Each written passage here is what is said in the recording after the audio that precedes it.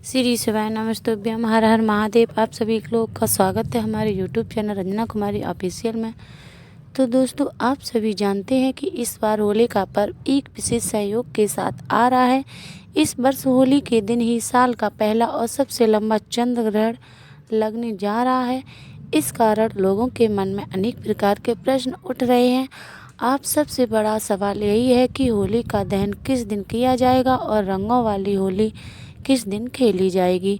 तो साथ ही यह भी जिज्ञासा है कि चंद्र ग्रहण का समय क्या रहेगा, सूतक काल कब से शुरू होगा और हमें किन बातों का ध्यान रखना चाहिए। तो दोस्तों, इस बार का यह संयोग साधारण नहीं है।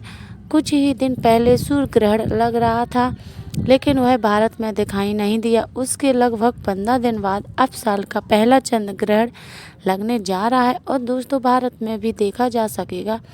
इसलिए स्वाभाविक है कि लोगों के मन में थोड़ी चिंता और असमंजस की स्थिति बनी हुई है। तो जानेंगे सब कुछ इस छोटी सी वीडियो में, लेकिन उससे पहले वीडियो को लाइक करें और हमारे चैनल को सब्सक्राइब जरूर करें। कमेंट बॉक्स में ओम नमः शिवाय या हर हर महादेव जरूर लिखें। तो दोस्तों, होली का पर्व फाल्गुन मास की पूर्णिमा तिथि को मनाया जाता है।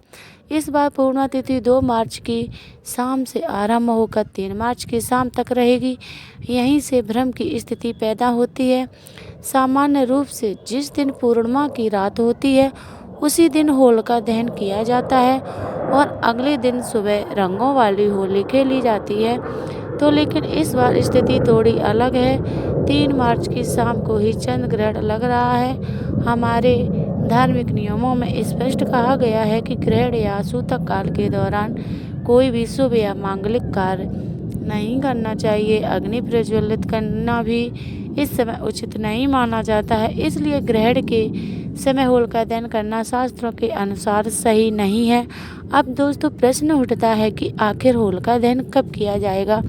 तो शास्त्रों के अनुसार जब किसी दिन ग्रहण हो तो उस दिन के शुभ कार्यों को टाल देना चाहिए। इसलिए इस बार होलिका दहन 2 मार्च की रात्रि में करना उचित रहेगा, परंतु 2 मार्च की शाम को भद्रा काल का प्रभाव भी रहेगा। तो ऐसे में भद्रा काल को शुभ कार्यों के लिए अनुकूल नहीं माना जाता है। इसलिए भद्रा समाप्त होने के बाद ही होलिका दहन करना उचित रहेगा। तो दोस्तों, इस बार भद्रा समाप्त होने के बाद होलिका दहन का शुभ समय लगभग रात्रि 12:50 से लेकर करीब 2 समय तक होलिका दहन के लिए अनुकूल माना जा रहा है।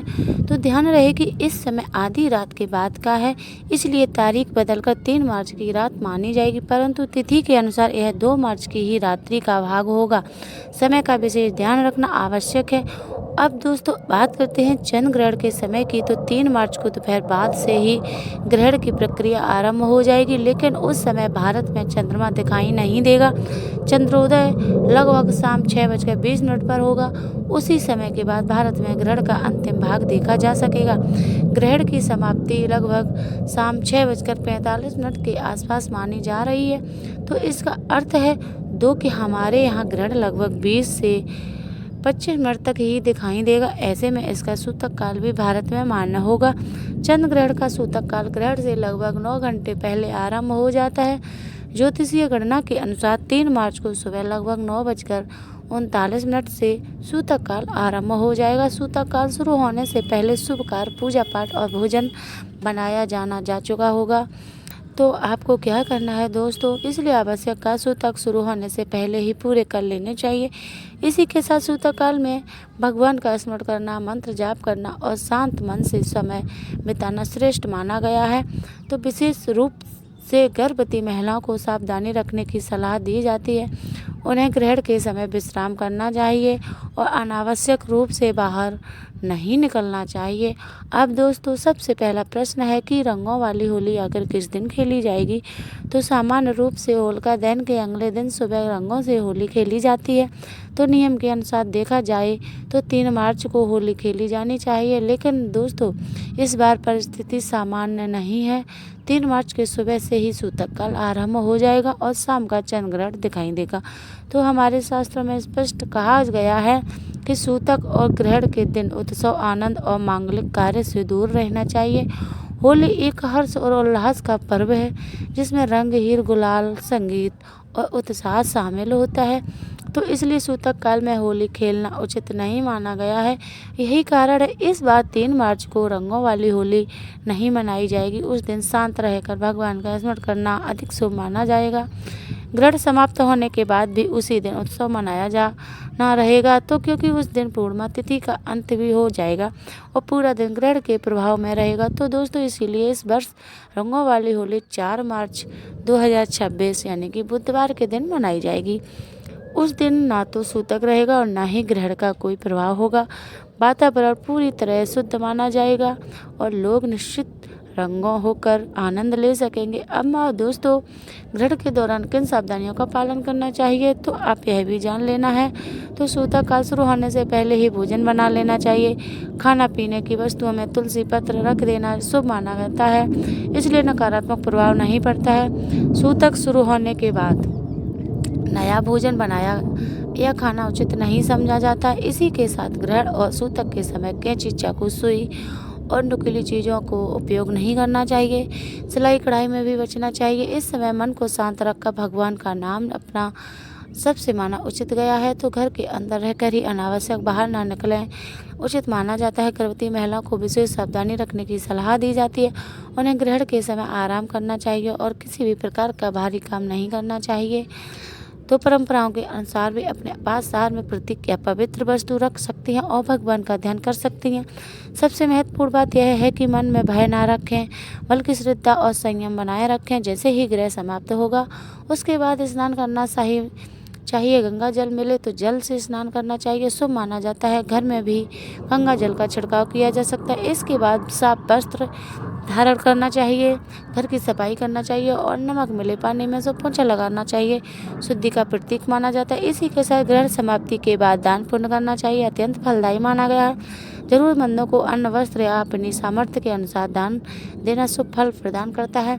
इस समय किया गया जप और दान कहीं गुना फल देता है। तो दोस्तों इस प्रकार इस वर्ष होली और चंद्र ग्रहण का यह विशेष संयोग हमें सावधानी, श्रद्धा और नियम पालन का संदेश देता है। सही दिन और सही समय का ध्यान रखकर ही हमें होली का पर्व मनाना चाहिए ताकि उत्सव भी शुभ रहे और ग्रहण का प्रभाव भी ना पड़े। तो दोस्तों इस वर्ष होली और चंद्र ग्रहण का एक ही दिन पड़ना अपने आप में एक विशेष संयोग है। बहुत कम अवसर ऐसे आते हैं जब रंगों का पर्व और आकाशीय घटना एक साथ दिखाई दे, इसलिए लोगों के मन में जिज्ञासा भी है और थोड़ी चिंता भी रहती है। तो 3 मार्च का दोपहर के बाद से ही चंद्र ग्रहण की प्रक्रिया आरंभ हो जाएगी। हालांकि उस समय भारत में चंद्रमा दिखाई नहीं देगा क्योंकि चंद्रोदय समय को होगा, तो जब लगभग 6 बजे बजकर यानी कि 20 मिनट पर चंद्रमा उच्चित होगा। हमारे देश में ग्रहण का अंतिम भाग दिखाई देगा लगभग 6:45 तक। तब ग्रहण की समाप्ति मानी जाएगी, यानी कि भारत में यह ग्रहण थोड़े समय के लिए ही दिखाई देगा, लेकिन फिर भी यह पूर्ण रूप से मान रहेगा। चंद्र ग्रहण का सूतक काल 9 घंटे पहले से प्रारंभ होता है, इसलिए सुबह से ही वातावरण में ग्रहण का प्रभाव माना जाएगा। इस समय मन को शांत रखना चाहिए। कोई भी शुभ कार्य, पूजा या मांगलिक कार्यक्रम टाल देना ही उचित रहेगा। यदि घर में पहले से कोई आवश्यक पूजा करती है तो सूतक शुरू होने से पहले आपको पूजा कर लेनी चाहिए। अगर वीडियो पसंद आई हो तो ये सारी सावधानियाँ आपको बरतनी चाहिए। समय का ध्यान रखते हुए सारे समय से कार्य करने चाहिए और चंद्र ग्रहण का उपयोग ध्यान से रखना चाहिए और अपने कार्य को सफल कराएं। और अगर वीडियो पसंद आई हो तो हमारे वीडियो को लाइक और हमारे चैनल को सब्सक्राइब जरूर करें। वीडियो पसंद आई हो तो वीडियो को लाइक और हमारे चैनल को सब्सक्राइब जरूर करें। श्री शिवाय नमस्तुभ्यम।